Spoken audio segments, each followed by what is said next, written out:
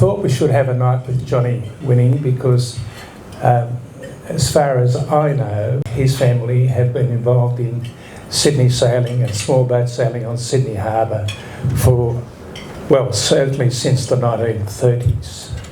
And I thought we should get John to sort of take us back to the 1930s in Vaucluse Bay. In relation to Vaucluse, there were two clubs at Vaucluse. There were the 12-footers and there was the Vaucluse Sailing Club, with them now called the Vaucluse Yacht Club. I can't understand, or I have difficulty understanding, how you could have two clubs in a fairly small community, bearing in mind that they were drawing off the same patronage, and quite often they actually had related presidents, commodores. And it took until 1930 for them to build their clubhouse, which was the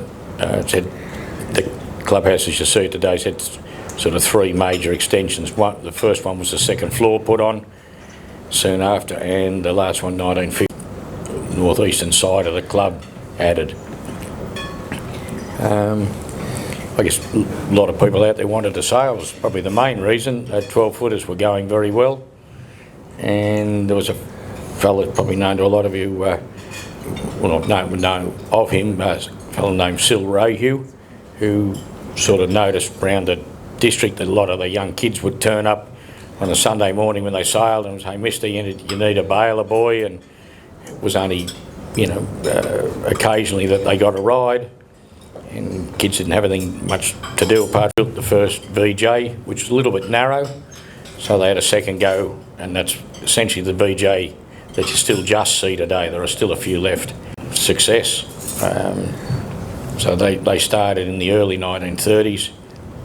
I saw VJs, my first one in about 65, I think was my first VJ, and the number of it was just short of 8,000. So that's how many of them were built up, basically up the eastern seaboard and Perth. So they're tremendously successful. They were a junior class to start with no planks, and they had one plank, then two planks, and pretty much after the war, when the fellas got back, then they ran a senior division. And I'd say he'd be the ultimate club man. He was at Bondi Iceberg, and one of the guys that just got everyone together. No telephone, wrote the letters, convened the meetings, and made sure it happened. So he had a store in town, was still going in my days, used to get your starting guns fixed there, and that's Sil Rohue sports store, fishing gear. He was quite a keen fisherman. Anyway, he had a house right in the middle of Cuddy Beach, was where the 12-footers sailed. He had a slipway, and the first of the boats were kept in his shed, and there wasn't enough room, so he conned his neighbour to let them keep them in his shed, and then that wasn't big enough. He decided that they needed to build their own clubhouse, and sort of worked through government and whatever, and managed to get a site beside the Watsons Bay Baths, where they started the Vaucluse Amateur Sailing Association with the VJs, and later he also found that he'd sailed 12-foot skiffs, and anybody here that's tried to sail a 12-foot skiff, they're not easy. And he also realised that they needed a boat that was a little bit easier to rig and sail for try to put it in a nice way, but probably the less talented sailors could enjoy. So that club went on from success to success. The 12-footer club kept going, but didn't have a junior class. And then after the first Inter-Dominion 12-footers, the Kiwis came over and talked to the management of the club, and that's when the Sabos were born in Australia. And the first 5 of them were built upstairs in the club down there. I can remember that. I was just a bit too young to have my own, but my father got a hold of everyone else's offcuts and that, and he built me one that was 2 foot shorter than everyone else's. And that was my first boat. So that was in the late 50s, was it? 1958, yeah. 1958, okay. Because I first came across the Winning family in 1957, reading a magazine called Seacraft magazine, which was writing up the first Inter-Dominion 12-foot championships. And there was a great article showing Yang Du with your father and two others on board. I don't know who the two others were, screaming down in a black nor'easter, even though, and it was considered the boat of the championship, even though I think at the end the Wet 12 Farwack actually won the championship and Yandu came second. But that actually got me very excited about 12-foot sailing, and when we moved to Sydney from Gosford in 1960, the first thing I did was go down to the 12-footer club, and I looked at these boats and I thought, I can't sail one of those, they're too bloody hard for me. So I went down to Woollahra and sailed moths instead.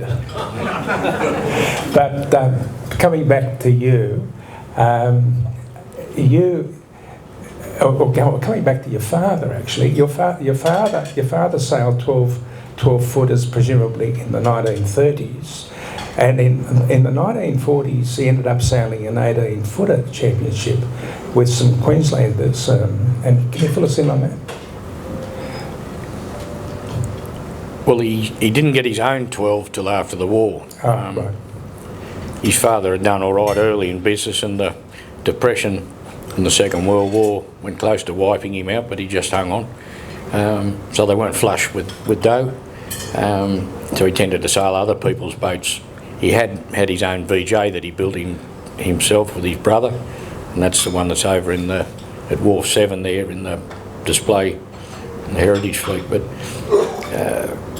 and then he sailed VSs and that when he came back, and he and his brother got a 12-foot skiff which his brother sailed the first year, and he was going to sail it the second year, and his brother sort of thought he quite liked sailing, so then he did build his own, or get his own.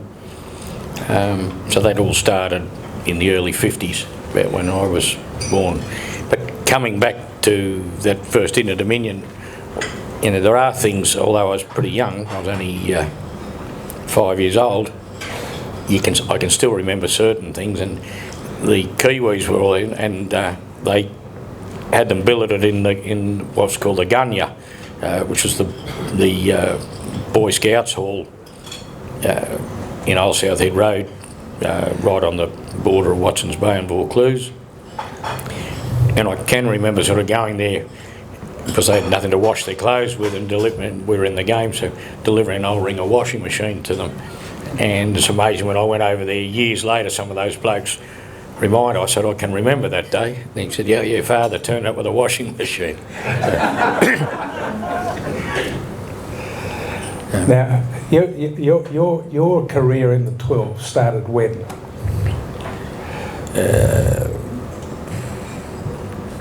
70, 71, I think it was, yeah. Okay, what were you doing between 58 and 71? Well, as I said, there were no other sabos that were 2 foot short, so I just putted around on that on my own.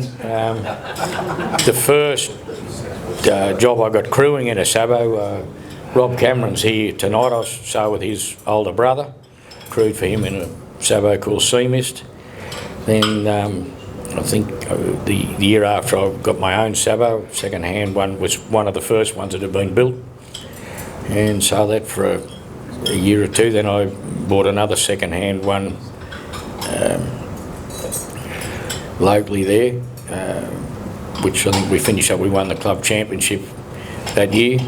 I was very lucky. My arch rival at that stage for the club championship was Peter Shipway, and his sabo Noddy. I didn't know he could sail. Can you sail? He's not bad.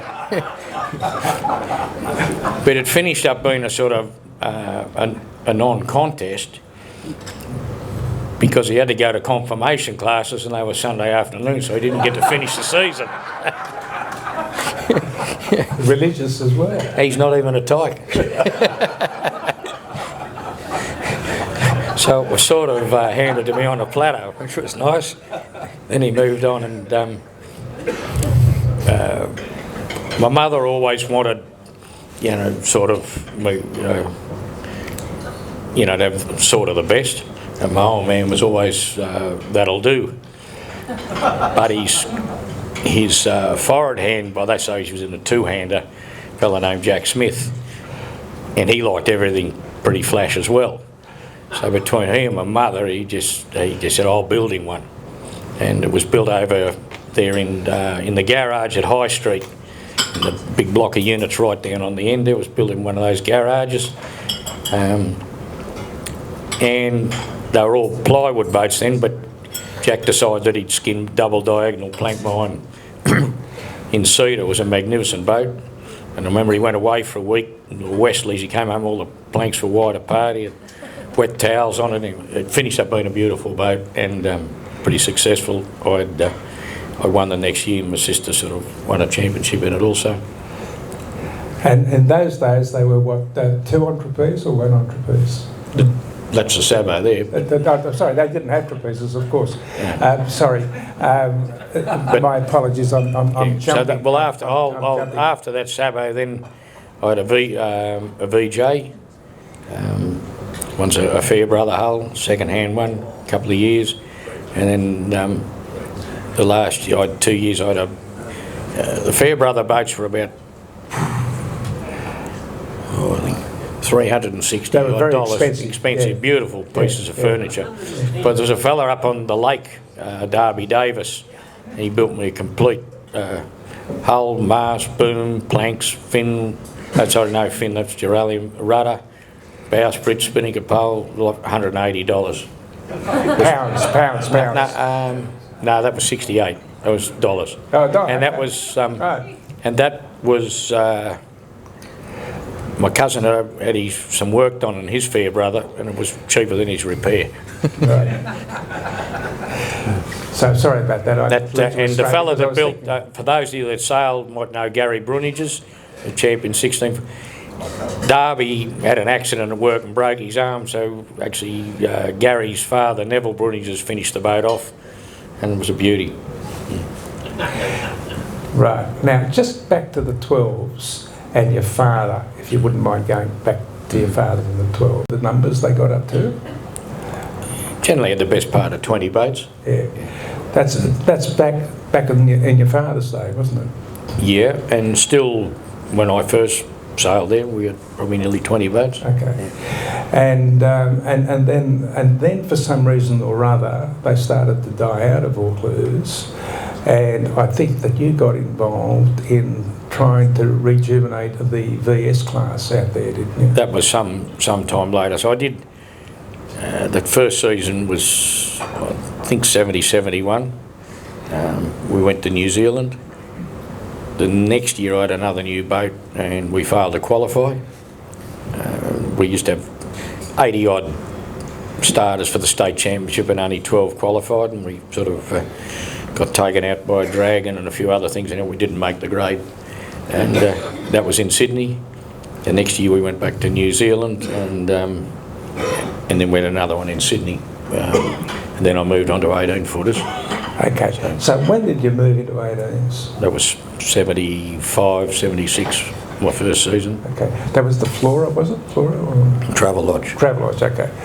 And that's when you came across Ian Murray as well? He was still sailing 12s, but my first crew in the 18 was one of them still with us over there on Table Steamer, John Stanley, and Ian Perdrio were the first crew that I had, and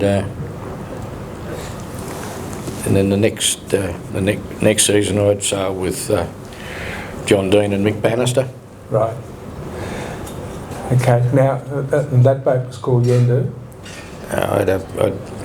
No, it wasn't because it was one of the. I'd Travelodge for 2 seasons. Yeah. Then a Pacific Harbour, another Pacific Harbour, and a third Pacific Harbour. Then a Yandu. Right. And then a couple of Mitchell Cots. Then a Flora. And back to Yandu, because I think your 12-footers were Yandu, were they not? They were, yeah. And your father's 12-footers were Yandu. and his soling was Yandu, and I know that very well because it was always in front of me. Now, tell us about the name Yandu and the story. Well, the Yandu thing links back to Sil Rohue again. He was a fella that, with the VJ, my father was one of the sort of benefactors of the VJ, made a difference to his life. He had a great respect for him, and Sil's 12-foot skiffs were called Yandu because it comes back from the First World War when he went to England and then to the Somme. He was in the 7th Field Artillery Brigade, whose colour patch is the red and blue oval. And on the way across there, they were on the Argyle Shear, and they stopped in Durban, keeping in mind that, well, I wasn't there, but I assume most of the blokes that went to war were pretty young. So he's off to war. They stopped in Durban, and somehow or other they bought a second-hand typewriter. So ultimately they thought we'd do something with it, so they decided they would produce a magazine for the unit, or for the 7th Field Artillery Brigade. And there are a couple they produced 3 volumes, 2 while in training. They didn't produce a lot while they were over in the Somme, and then they produced one at the end, basically the end of the war, but wrapped up on the fellas they'd lost and some of the other stories. And he wrote, there's anyone I started them on the table over there, so you're welcome to hand if anyone wants to have a look. But that's the 3rd volume. So these things were printed, I believe they would have driven the Poms mad because they're more interested in the magazine than fighting the war. And they had the local butcher in Salisbury Plain keeping the paper cool, the Roneo type paper and all that. So they produced all these, the 2, which essentially they would have sent home to their parents to tell them what it was like over there. Then they went to war. I know in his obituary it mentions that they lost, at some stage over there, they lost ground and they lost the typewriter. But when they got the ground back, they got the typewriter back. So it's quite a thing, and that's the Yandu side of it.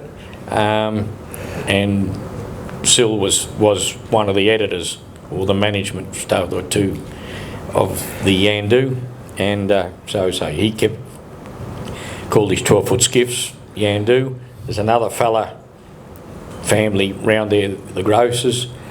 Their father was in the unit. They sort of had a couple of boats called Yandu VS, which my father sailed for John Gross. He didn't have his own. And then he carried the name on when Sil Rohue passed on, and all his boats were Yandu. Most of mine have been Yandu, except when they've been sponsored. So it was an inherited name from Sil Rohue, and in actual fact I think it's an Aboriginal word that means a messenger. That's what I was told, yes. That's what the magazine says anyway. Yeah, there you go. Whether that's right or not, I don't know. Now, just back to your father again, and I have to say that I have very fond memories of your father and sailing against your father because, as I said, he was always in front of me, or mostly anyway. In the 1940s, he was involved in an 18-footer championship. In Australia 1, wasn't it? And yeah. Australia 1 is one of the replica boats that you now have down here, is it not? Yeah, that's right. That's the first one that I built, and I thought that was my closest connection to vintage 18s. That's what we did. It was a Norman Wright design, built for a fella up there named Bill Stanley, who ultimately finished up having an auto plastics business. He was all right, but it was quite a deal to bring your boat down to the championship and all the rest, and so I got my father and my uncle to crew for him, and I think I didn't do all that much sailing with my old man, but he's probably a little more even-tempered than I am in the boat, but needless to say, he still sort of you only do it once, and he was a fairly good forward hand. So in that Australia, in '47, they won the Australian Championship.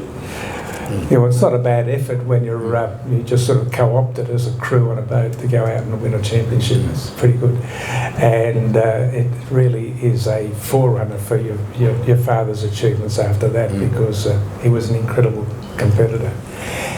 Now, back to you and the 18-footers. 1975 or thereabouts, you joined the 18s. You go through various stages in the 18s, and then in about 1985 or thereabouts, there's a bit of a kerfuffle, isn't there, in the 18-footer camp? Well, yeah, I had a few, well, they've all been great seasons, but up until, say, 75, we went through, we were pretty competitive. Unfortunately, I was up against a bloke who was a bit more competitive than myself, was Ian Murray. So just a little bit hard to beat. And then it got through, he dropped out, and I was busy with work, so I was a little, once again, just a little less competitive and finding it hard. The wings had gone out to 22 feet. We had 4 rigs. In the fair dinkum stakes, they were a nightmare of a thing to try and manage, and that's so I was easing out of it. And we had an approach from sort of the fellas that ran the Grand Prix at the club, when the club worked with them in the first year or two. Then, as I say, I stopped sailing. Young family, I was reasonably busy at work, and it was just too hard sailing the 18, so I sort of had a few years off. And at that stage, down at the club, then they sort of locked horns with the Grand Prix blokes, and they moved away and ran their own thing that worked. Most people remember it on TV. It was sensational. Nice, everything worked except the mathematics, and it was just to woo the fellas. I think they had to offer some of them, quite considerable sort of money. They were spending on new boats $250,000, $300,000, and ultimately that good TV, everything, but it just wasn't really sustainable. And the league at Double Bay was sort of left with nicely, but sort of the dregs. All the top blokes went with the big money, and so they were left with a pretty dud sort of a fleet, really. So they had to build something, and that was the sort of start of the new 18, which is essentially one design. You can fiddle around a little bit with the rig and a few things, but essentially one design. The hulls are all one design, really, aren't they? The hulls are, yeah. And they're an Ian Murray design, I think. They are, yes. Yeah. And that dates back to what, 1985 or? No, a bit 92. Yeah. 92, is it? Okay, yep. Thank you.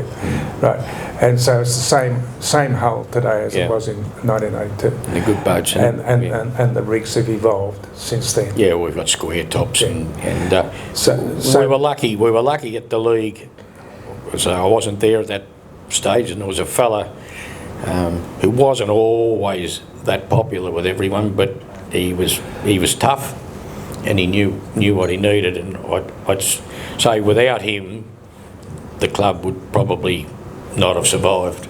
So he probably without him and you, I'd say. No, I wasn't involved. He had to take on the Grand Prix, so he had to play them at their own game, be hard. He had to get the new young blokes in. He had to pour the money into the boats, get them to sail them, and he did a really, really good job.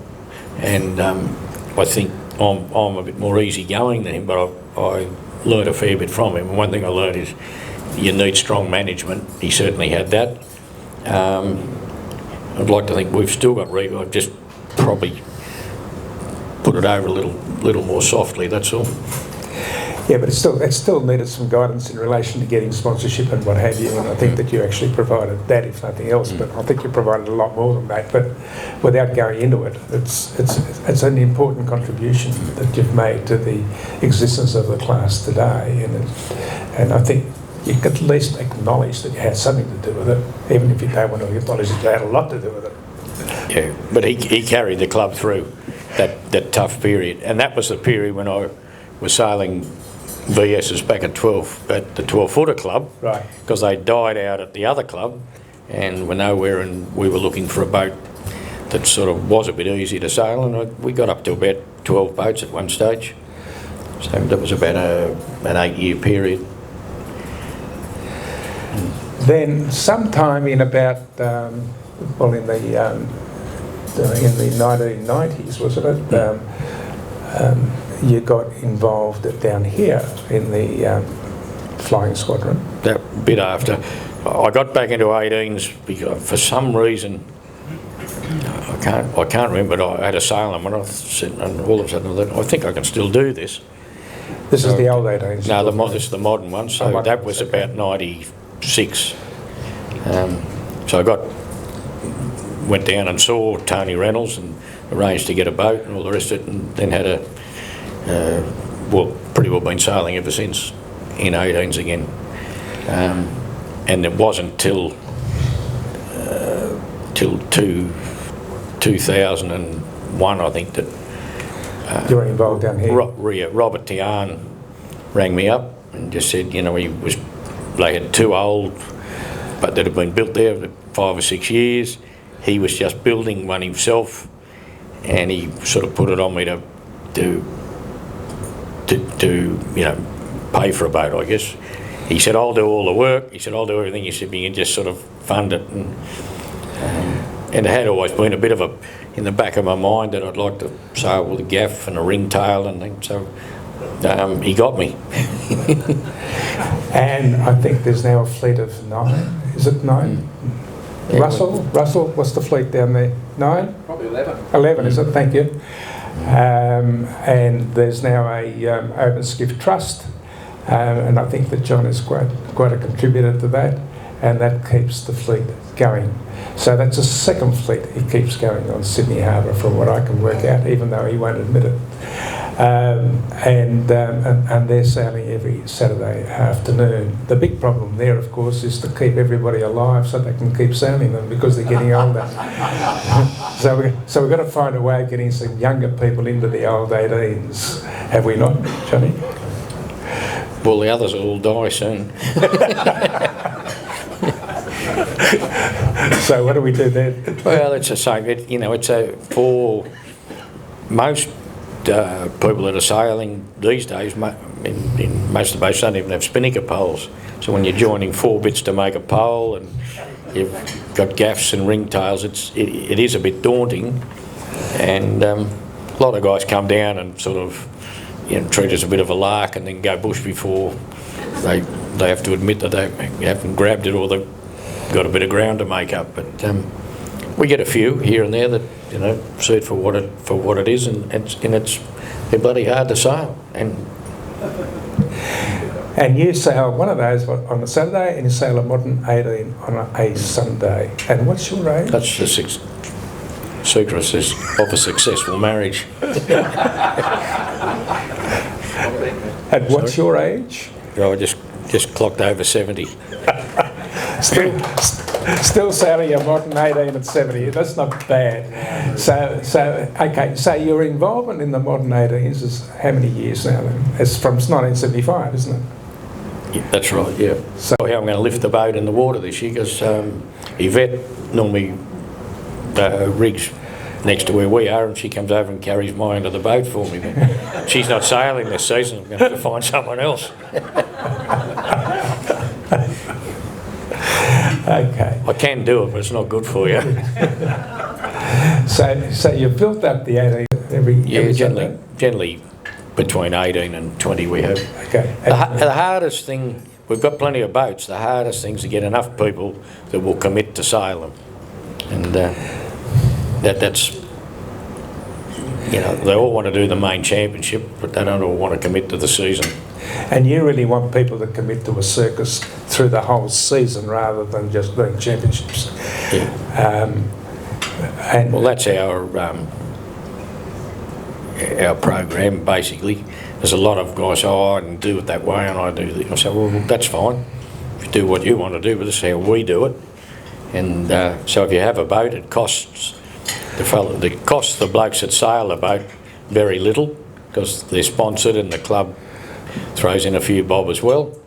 And they're not that hard to maintain once you actually know how to maintain them. So look, they're loaded up. So things that go on 49ers don't last long on an 18-foot skiff. But once you get it right, and the deal is you get the boat, but it has to be on the start line every week.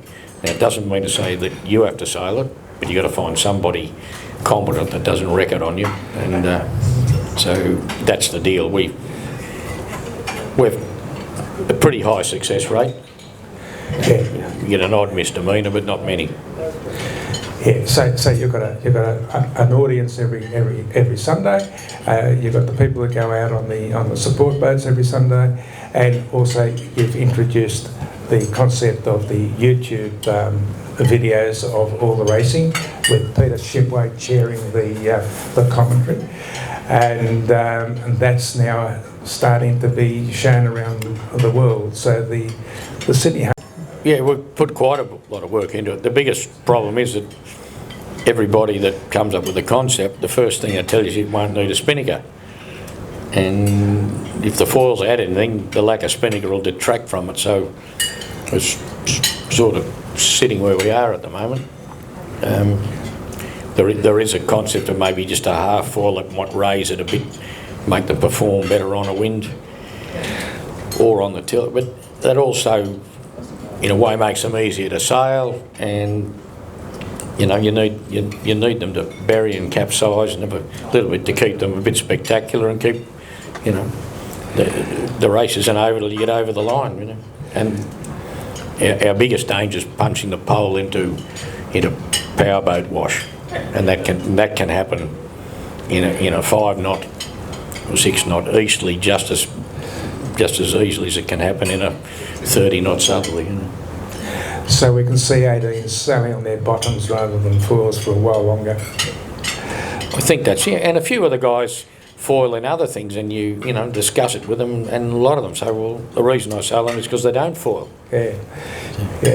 I had a discussion with Julian Bethwaite on the 49ers, and they were talking about foils on those, and he said, I think it'll probably only add about 2 knots to the boat. Why do it? That probably applies to the 18s as well, wouldn't it? Well, it depends how high you foil, I guess. There are fellas that have had them overseas too, that have turned up at regattas and unofficially go around, and they're quite spectacular. But at the end of it, they don't have decent spinnakers and struggle going downwind, and at the moment it's a little bit, if it's not broken, why try and fix it? Yeah. Now,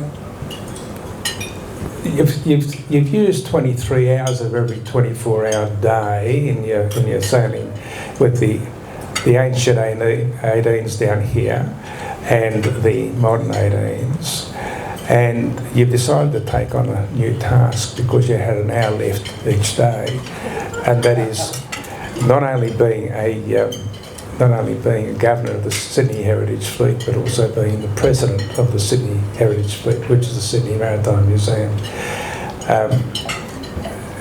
Have you got any more spare time to take on something else? And are you enjoying the Sydney Heritage Fleet? I'm really starting to enjoy the Heritage Fleet more and more. When I was sort of feeling my way and seeing what was happening, and I got an approach out of the blue from a fellow that I didn't know to see whether I'd, as you know, take on being president. And I thought long and hard about it. They had a very good president, but he was getting on in years and had had enough. So I sort of stuck my head in the noose. And I've got to say, I am really enjoying it. I think we're, achieving things. For those of you who don't know, we just recently put the John Oxley, it had been 20 years being replated and riveted, back in the water, and got the Canangra up on the heritage dock before it sank. We sort of had to fast track that because it really was you know, looking more like sinking, and those sort of boats, once they're sinking, it's all over. They don't give you a lot of warning. No, and there's a lot of damage as a result. And you're also looking for a new home for the heritage fleet as well. That's another task, dealing with government, dealing with local councils, dealing with available space around the waterfront, which is becoming less and less.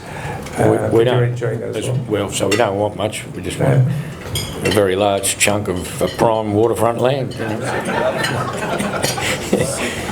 But I think if we eventually get a proper home, you can't believe how much stuff is in storage and engines and other boats, and they can really do something if we got somewhere to show it off and have a turn. You know, we don't have a turnstile. That's our biggest trouble, as you well know. So it works on donations, a little bit of government help, but hopefully more. Yeah, and patronage from individuals who are prepared to recognise the need to maintain maritime heritage on Sydney Harbour. And again, I think the Heritage Fleet has to thank you for that, John. Yeah, but there is one member of this club who's just seems to like flying under the radar for some reason, but so I won't tell you, but you can't believe the amount of money over the period of time that he puts in, has put in, and it runs into many millions, you know. And he just fronts up, and he doesn't always get thanked for it, just quietly. No, well, most people who put in a lot of money don't get thanked for it, but there are people like that. The other thing that I thought was of interest is that you have been involved in the building of the commissioning and the building of the JBW, and which is a great cruiser that can go to sea, and it can be and it is the relay vessel for the Harbour race. But do you ever use that personally, or is it just something that's there in case? It's nice to have it. Yeah. Just nice to have it. It was lovely to build it. It was quite it was one of the bigger boats on the harbour when we first put it in the water. You have to be fairly careful now someone doesn't pick you up and put you on their deck now with the size of the things that are running around. But it's not a bad size. I can handle it on my own if I need to.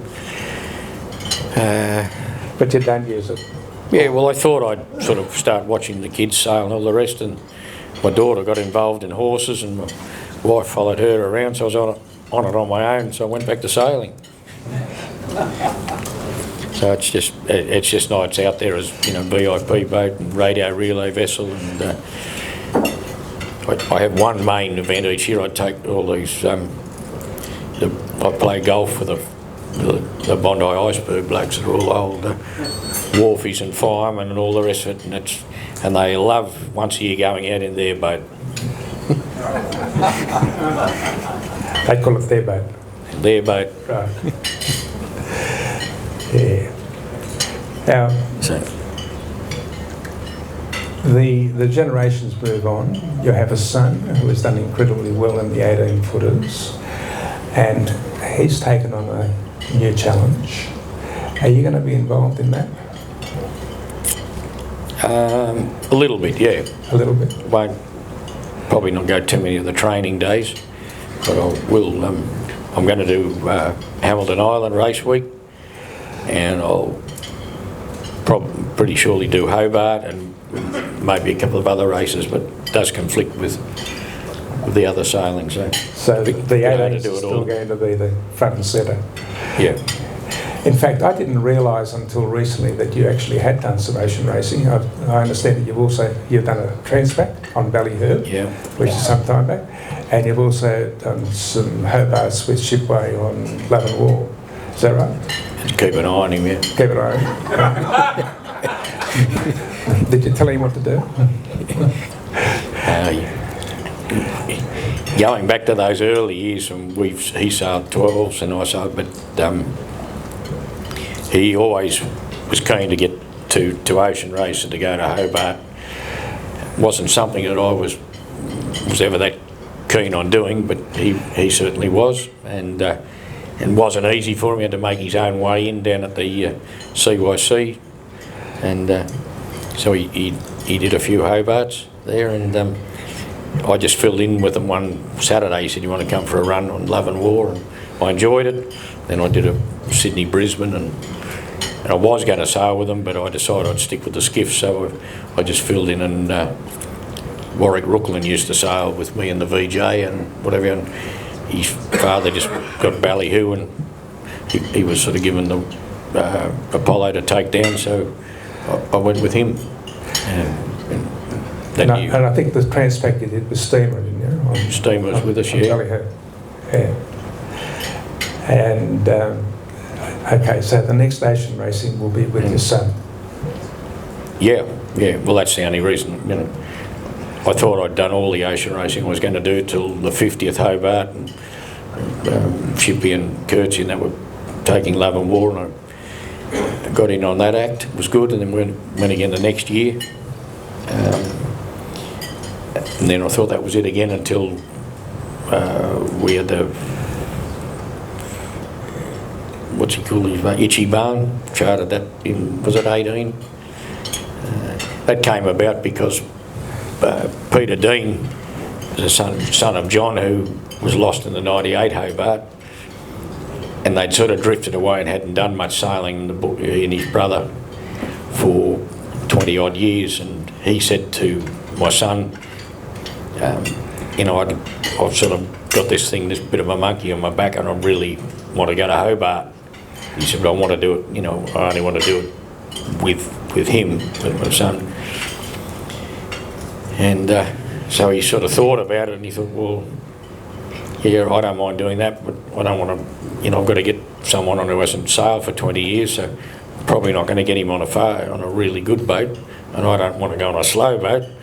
So in the end, he chartered one from Matt Allen, and we put that together, and then he said to me, "It'd be good if you came too, Dad." And I thought I'd done it all enough, but I enjoyed it, and it was probably the easiest Hobart I've done. So it helps when you're not out there for so long. Back earlier on this evening, you said that sometimes things can get a bit, how can I put it, stretchy on board, temper-wise or whatever. Does that happen very often with you? Well, only when they do something wrong. That's wrong in your mind? Definitely. Or is it wrong? Well, if I make a mistake, I heard a story. I apologise when I get it wrong. I heard a story that, that sometimes you thought that you could set ringtails on an old 18 better than anybody else, and that you would leave the tiller and go down the front of the boat. It's less stress if I set it. So I give the tiller to someone else, and I set it. They can get it off, but they're a very testy sail, let me tell you. They got two halyards and an out haul, and you got to get them past your spreaders to leeward, and it's easy to twist them up, and you're sort of setting them a bit blind, so you only got the wrong side of one wire, it's wrong. So. And the same thing happens when you're jibing too. That's a bit complicated as well, isn't it? Well, we were talking about that, and for a lot of you guys that sail yachts and call starboard on us, there's a thing called room and opportunity. So if we're running and you want us to jibe, this is how it starts. The first thing you do is lower the jib. Once the jib's down, you then hand the jibing brace, which is sort of connected, but you have to pass that up forward, and the forward end takes it over the top of like in front of the mast and down to the back, and one of the blokes picks it up to leeward and gets it in the leeward fair lead. Then you have the spinnaker sheet, which has to then, it's a single sheet, so you thread it, sort of trace it back where it came from and up and over the pole, so that when you let it out of the snatch block, it's free, and that comes back round to windward and tied off, and then you're getting fairly close, so then you have to take the backstay off take that forward, and you have to be fairly careful that if you get any puffs, you ease the spinnaker or you lose the mast. And then you're ready to go, and then you've got someone on the leeward runner, someone on the windward runner. If the windward one doesn't go off, the boom won't run off and you'll capsize. If the leeward one doesn't come on, the mast will come out. So you've got that happening, and then you start, and then you got to swing the 24-foot boom across, and if you think you sheet it in and then let it go, you can't steer the boat, so you have to go from square to square, so you get the things hanging out, then you get the boat right through, and then you pull on the sort of far end of it, and hopefully you've still got the boat, it's still steering, and then once it starts to come across the main, when it swings across your head, you slam the tiller the other way, so that when it takes up, the boat doesn't round up and go in the drink, and then you've got to nurse the spinnaker again until such time as you get the new backstay on, and then you go in and the fin back up, or you have to put the fin down in the meantime, and then you put the jib up again, and you've got lee cloths up and down too. So there's a fair bit going on. Yeah. And while this is all going on, there's a fair bit of gibberish spoken, isn't there? It happens reasonably smooth. Everyone knows their job, but it does take a, as I say, you got to get the jib down and the brace around, and get the fin down, and and it's all done calmly. Nobody gets excited because you swing. When you actually jive with all of that, you let the brace ease that off. The pole swings around the front. Someone takes the slack up on the kicker and lets it go again. Pole swings around with momentum, and the bloke on the new brace just gets it on and gets it cleated. Then you some hope. So. And it all happens without any sense of urgency. So that's why we're reluctant to give way.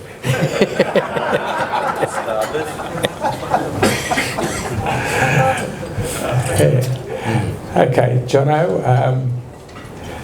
you're going to go ocean racing and then back to skiffs? Yeah, I'm a skiff sailor at heart. I don't know what I'll do when I can't do it. I'll probably stick with the old ones. I'm more buggered on a Saturday night after sailing the old one than I am on the Sunday after sailing the modern one, I've got to tell you. So I'm not quite sure why, but I don't take any rocking on Saturday night, but I'm in pretty good shape Sunday night. But you've never been tempted to go into things like an Etchells, for instance? When my father passed away, my mother wanted to see the boat keep going, so I did the second half of the season in it, but that was enough. Yeah. No, they're terrific racing, but I like something that can capsize. It can capsize. But you won't sell it back to me anyway. Well, I think we can probably get a question and answer. Go for it. Any questions? It's my understanding it had something to do with your ability. It's my understanding that you had something to do with your ability with wood in New Zealand. Can you fill us in on the woody thing, please? The woodie's short for wood chop, and Jay Harrison gave me that. We were all out, I think, in his father's yacht, sailing around probably at night with no nav lights on. Any rate, and we would talk about one thing or another, and I was, out of our mob, I was the only one that went to work, the rest of them went to uni, and there was some sort of discussion going on about intellect and different other things, and I was having my word, and he just turned round and was righto wood chop, he says. So it stuck. But where to get from wood chop to wooden duck? Well, it's flows, yeah, flows a bit easier, doesn't it?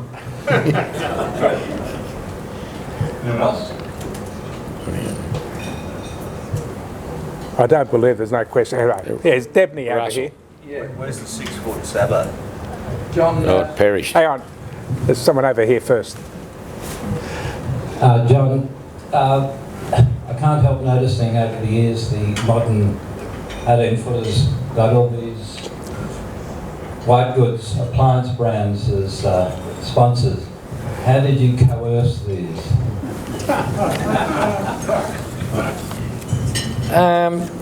It wasn't all that hard. A lot of them, most of them, I believe, have enjoyed the involvement.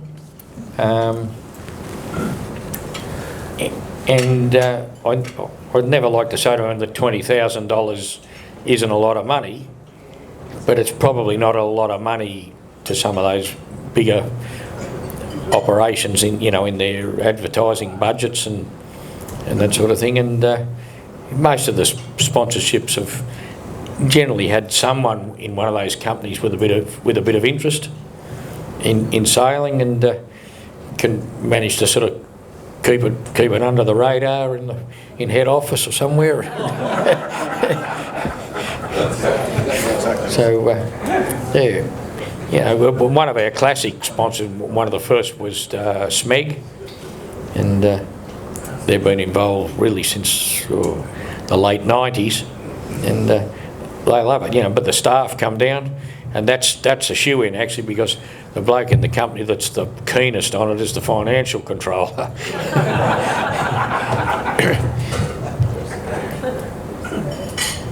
You might expect my question to be about historic 18-footers, but it's not. Most of us who live and sail on Sydney Harbour are delighted to see the old Comanche back on the harbour. It's now called Andu, of course, and your boy is out there and setting it up, obviously, for the big races coming up. Can you tell us a little bit more about how long it's going to stay, and indeed whether there's plans to go beyond Hobart, because this is a very special boat, and let's hope it stays here a long time. They don't tell me too much. He did originally tell me he chartered it for 2 years, but I have heard on the grapevine it's 3 years. They definitely want to do Hobart. I guess they're hoping conditions right that they can break the record. I've heard that some talk of doing Trans-Tasman race. It may well go over and have another go at the Transatlantic. He's just a bit too fast for me. I mean, he'll know what he wants to do, but he certainly wants to try and break the records that it already holds. The 24-hour record, I don't think I want to be on it for that. 620 miles in 24 hours. I'd rather read about it, I think. I think it'd be terrifying. But he's got a good mob on these. Ian Murray's the sailing master, and blokes from all over. I hope they're not all getting paid, because there's a lot of them. But you've got to pay some of them, but it's a full-time operation. They've had the mast out of it. They go all through the electronics. I wouldn't say it'd been run into the ground, but it needed a little bit of TLC. When it comes back from Hamilton, they're going to take the keel off. They're just trying to find out how to do it. They're onto the builder. The gear on it's just unbelievable. They tell me that the load, the base of the mast, 140 tonnes. That's twice what it is on Wild Oats. So it is an absolute beast, yeah. And you can't drop the fin, those canards or whatever. You be careful. You let them get. If you're going too fast, you drop them too fast, they slice through the back of the case. So it really is something. Yes, Bob. The Giltinan, I think, is having been unsuccessful probably when I was in my prime. Something I didn't think I'd probably get to do was put it down in one of your disappointments, and then to sort of get it all happening. I had a good crew, and it happened in 2000, so it was, yeah, that was pretty special. Lay the season if we need to, but once we sail every week, and then you don't have a barbecue to go to or something else. That's what you do on Sunday, and it gets easier. I used to find when I went to Tech at night, when I went 3 nights a week, it was misery, but I did it. Once I got down to one night, it was tough, you know.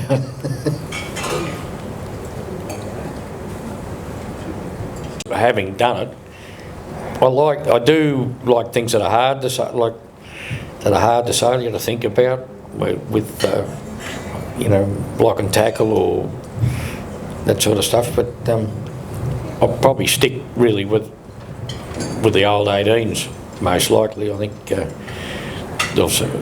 it is nice to know that you need a skill to keep the thing afloat. That's what I like most about it, you know. And I've always liked sailing, preferred fresh conditions, and there's nothing that I like more than, you know, when it's blowing 30, 35 knots and you can still get a spinnaker on and you make it home. There's nothing that gives me the glops more than when I get over there and find they've already made a decision to call the race off. Because some of them want to go and do the other. So that's what you want to do. But we'll still be here when you decide you want to enjoy your sailing and not cost you too much. Sail every week with us. You're welcome. You know. That's my take on it. Sounds about right.